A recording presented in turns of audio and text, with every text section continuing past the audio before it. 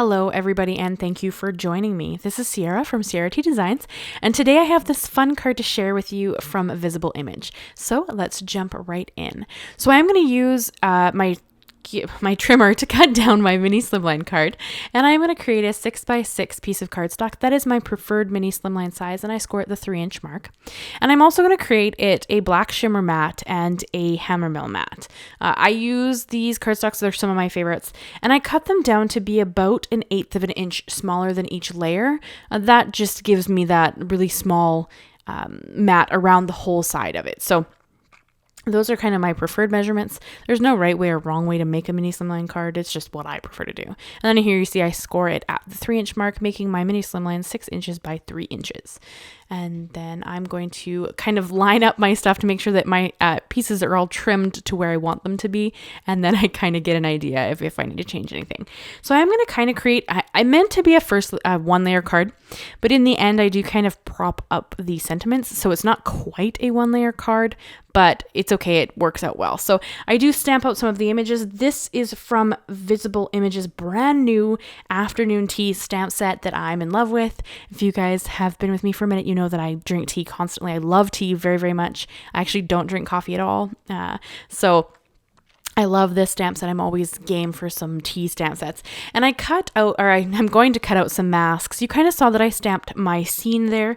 I have the teapot, the cup, and the fork already down on the card, but I want to mask my images so that I can kind of create a bit of interest where I'm going to have the fork sitting on the plate and I'm going to have a splash of tea pouring out of the pot into the cup. So for that, I need to mask my images so that I can stamp the extra elements and make them make sense in the scene. Now, you don't need to do this. You could absolutely fussy cut your images and layer them on top of each other and would create the same effect. I kind of was aiming for a 1-layer card. And then I kind of decided at the end to pop up my sentiment just for a little bit of added dimension. So I ended up kind of not ending up with a 1-layer card in the end anyway, but that's okay.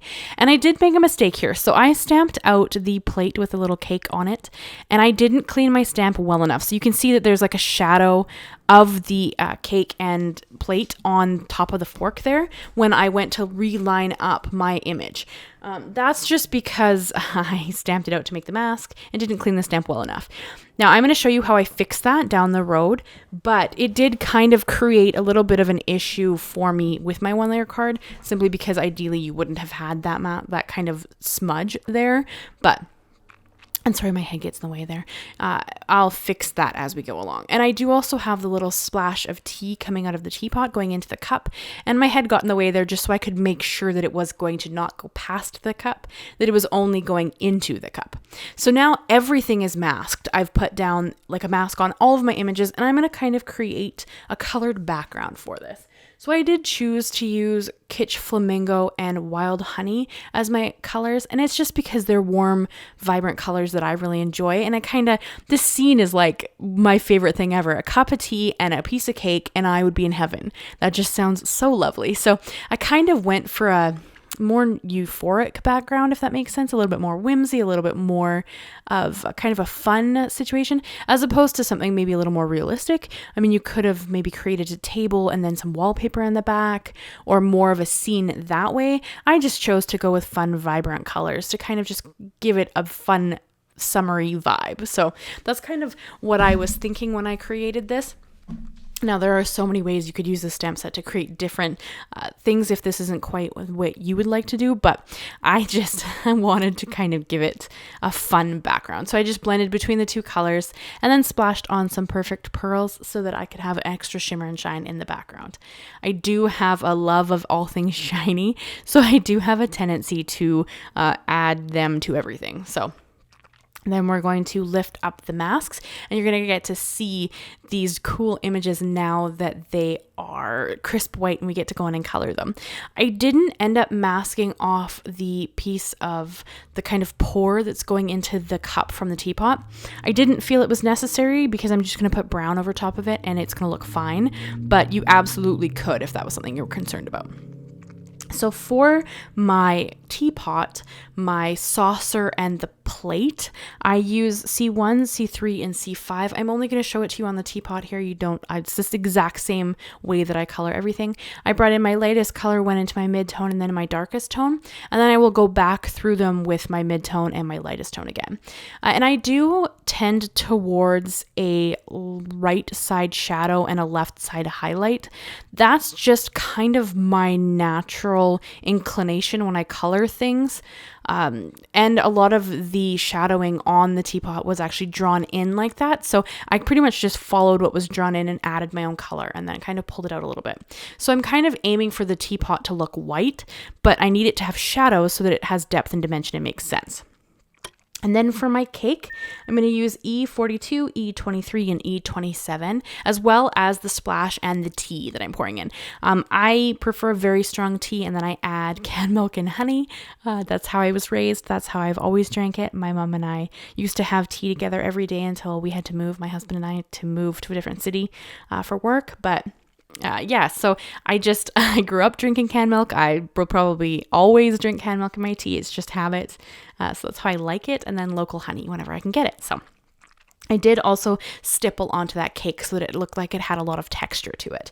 And then for the cup, I'm going to come in with BG23, BG13, and BG49. And again, I'm going to create the shadow to the right side of my cup, kind of trying to give the illusion of a light coming in from the left side. So hopefully that makes sense. I hope I'm explaining that well.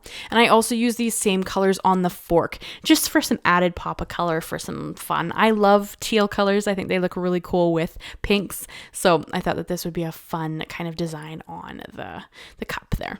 And for an extra splash of color, I did it on the fork just so that it was in there twice. And then for some added pink, I'm going to add pink icing because I think that that's fun and why not?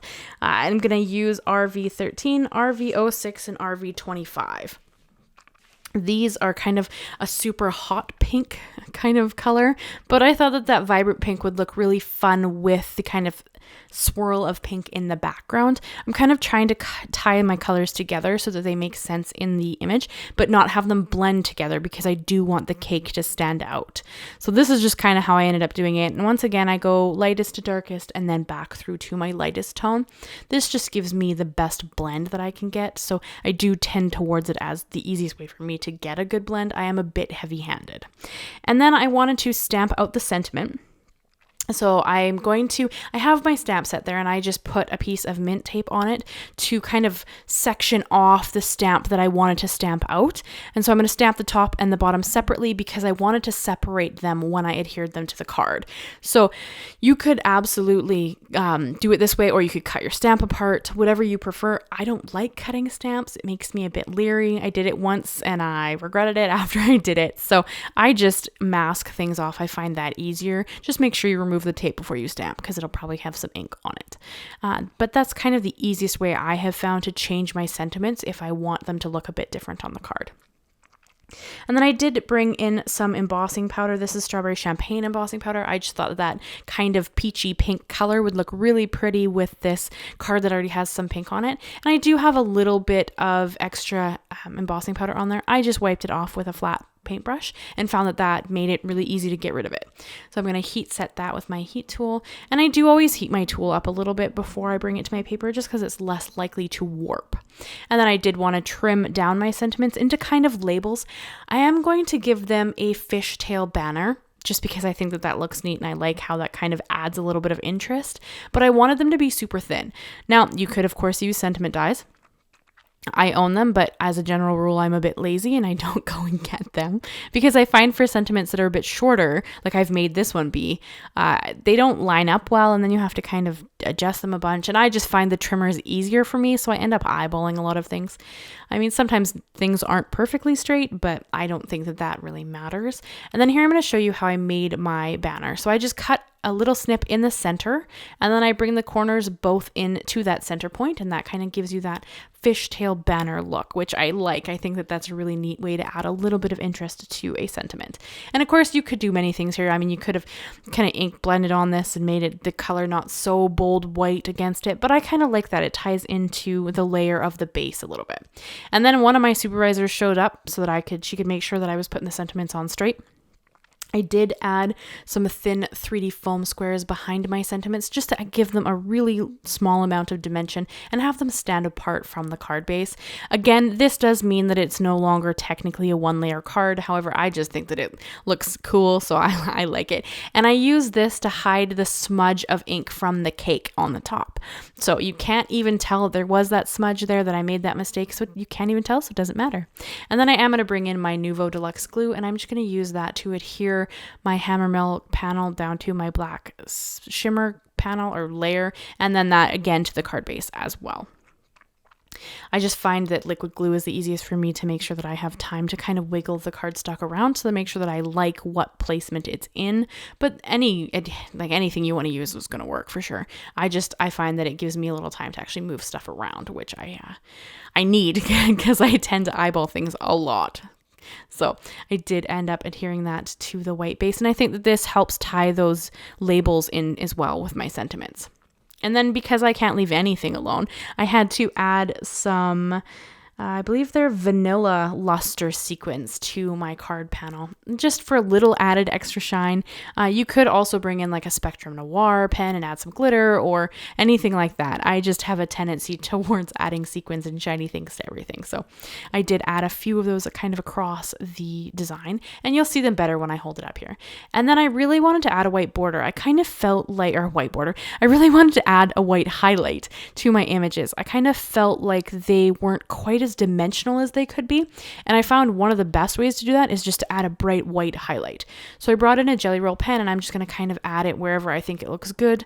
There's honestly no rhyme or reason to this. It's just my preference, and I'm sorry my cat gets in the way here. She's supervisor number 2. Has to come and double check my work and, just generally stand in the way because that's her favorite thing to do. She's only 2 at this point, so she has to kind of, she's going to sit on the card and just generally get in the way. So I left that in because you guys have asked me about my cats, and I just wanted to see how cute that was. But I'm going to hold it up so you can enjoy it in all its glory. I'd love to know what you guys think of this card, and if you enjoy drinking tea or not. I'm always excited to hear about that. So that is the card I have for you guys today. I hope you enjoyed it. I'd love if you leave me a like, leave me a comment, and consider subscribing if you haven't already. I do new videos every Monday and Thursday. Thank you so much, guys, and I will see you again very soon. Bye-bye for now.